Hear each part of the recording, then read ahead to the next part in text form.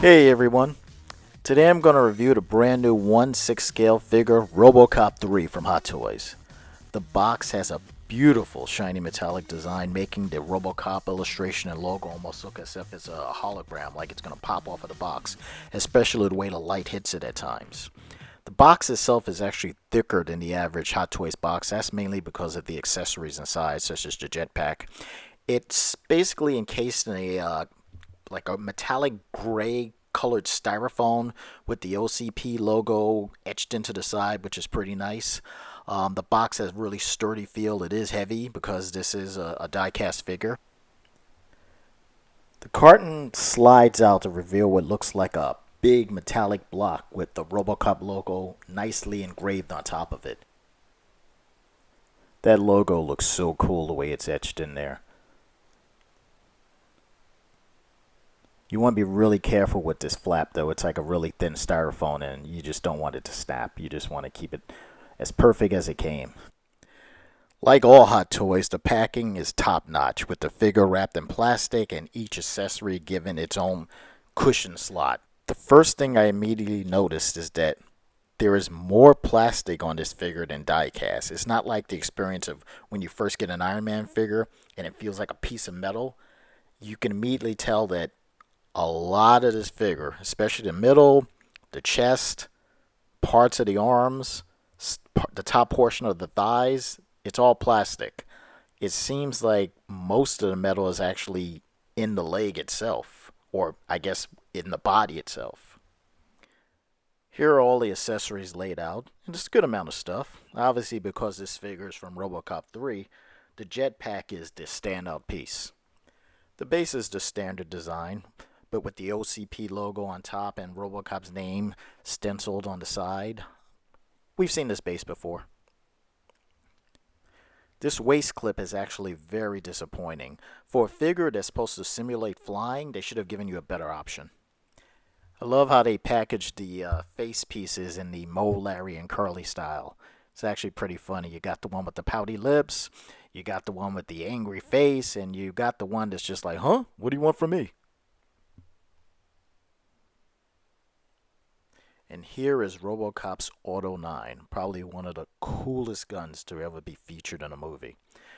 This one comes with two versions. You're going to get a die-cast version, and you're going to get a plastic version. The die-cast version is mainly so you can put away in Robocop's side holster that's encased in his leg. The plastic one is so he can hold, and the plastic one also has a pull-out magazine. It's lighter, and I can understand why they did that because the metal one is just a little bit too heavy. Robo also comes with a pair of fists, plastic, molded, basically fists. They're fine and they get the job done. Robo also comes with two hands with articulated fingers. They're cool for posing and doing certain things.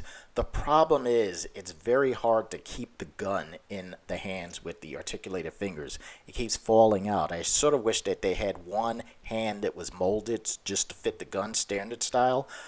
That's why they that's probably the main reason they made one of the guns to be plastic, because if you put that metal gun in that hand, it would just fall out every time. Of course, Robo has his data spike, which is pretty cool. It's just based on plastic. I kind of wish it was retractable, but I get why they didn't do that. The only thing I would sort of be aware of is that this piece of plastic, this point here, will break. So just be very careful with it. You don't want to break that. And this is RoboCop's detachable arm rocket launcher. This is a weapon that was only featured and seen in RoboCop 3. Basically it snaps on and off of RoboCop's arm via that little tab. I think in the film it was on his left hand. It also has a detachable magazine clip, so it's pretty accurate to the film as far as I can tell. There's also a rocket projectile that gives the illusion that a rocket is being fired. It's simply you just stick it into the little nozzle of the rocket launcher, and it gives the illusion that Robocop is about to fire a rocket. The jetpack is probably the main selling point for this figure. Let's face it, Robocop 3 was the worst film in the trilogy, but him having a jetpack was the standout moment. The jetpack is very light but extremely detailed, with plastic painted parts that give it a nice metallic look. It has moving arm clamps, molded cables, wires, and exhaust vents. It's a pretty solid replica of what you saw in the film. The figure itself looks amazing, and I know many will say the color is not accurate to the movie, but when you have it in your hand, it totally pops. You can see it, and anyway, that's all about lighting. The articulation is what you would expect. It's limited to what a man would be like if he was wearing a metal suit.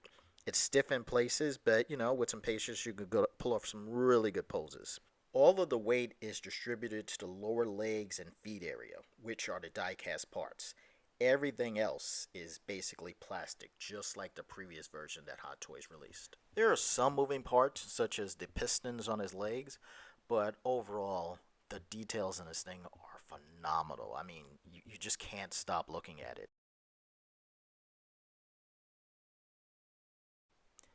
The concealed holster on the side of Robocop's leg is where you would store the die-cast version of the Auto 9 gun. Because it's heavier, this is the best place to hold it. But just be careful when you open and close the compartment because it's very fragile.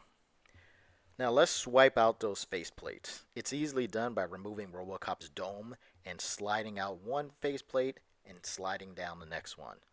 I'm still on the fence on whether or not this is Peter Weller's molding or is it the other actor who replaced him on Robocop 3. Let me know how you feel about it in the comments below. Though each expression is different, I don't know. I kind of feel that the best one to me is where he's got his teeth gritted. This one just looks a little weird. It's like I don't know. You tell me. But overall, the best one is this one. I love the grimace on his face, and it just looks like, he just looks like he's ready for battle. That's my Robocop. Now, when you remove the chest plate, you can see that this is the exact same molding used in the previous Hot Toy Robocop releases. The chip that allowed you to hear various lines that were said by Peter Weller have been disabled, but the speaker grill still remains on the shell. I'm sure this is probably a licensing issue. I mean, Peter Weller was not in Robocop 3, so they had to remove that feature. The special edition comes with a battle damage version of the chest armor plate. It's pretty much what was in the previous version, except it's been given a better paint job. It looks more realistic with the burns, and also you can see the exposed wires inside much better. Robocop's data spike hand looks so menacing when you pop it on. I mean, again, I wish it had a feature where it can retract and then pop out, but it still looks great. You can attach the rocket launcher, which gives Robocop another powerful weapon in his arsenal. I do wish the firing effect had a sort of like a red glow to give you the feeling that, fire is shooting out, but, it is what it is. Getting the articulated fingers to wrap around and grip Robocop's Auto 9 correctly is quite a challenge, but once you get it done and that pose locks in, it's sweet. The jetpack easily connects to Robocop thanks to the two small magnets in his shoulders. Then you have to use two small clamps around the wrist to connect the arm controls. The pack is extremely light so he won't tip over, and it makes Robocop look like, basically sort of like Tony Stark lent him that suit, if you know what I mean. I'm sure that anyone who has the previous version of Robocop will display this one right next to it because wearing that jetpack, it really stands out. The jetpack is definitely the selling point. Here's a quick comparison of some other characters who are known for their metal parts so you can see how they size up. And just to satisfy my own personal fantasy, I always wanted to see Robocop with the DeLorean. Overall, I highly recommend this figure, especially for those who missed out on previous versions of Robocop. This is the way to go. And if you're not a fan of Robocop 3, that jetpack comes off, and without the jetpack, he's still Robocop. Thanks for watching my very first Hot Toys review. Please like and subscribe. Wow, if only this could happen.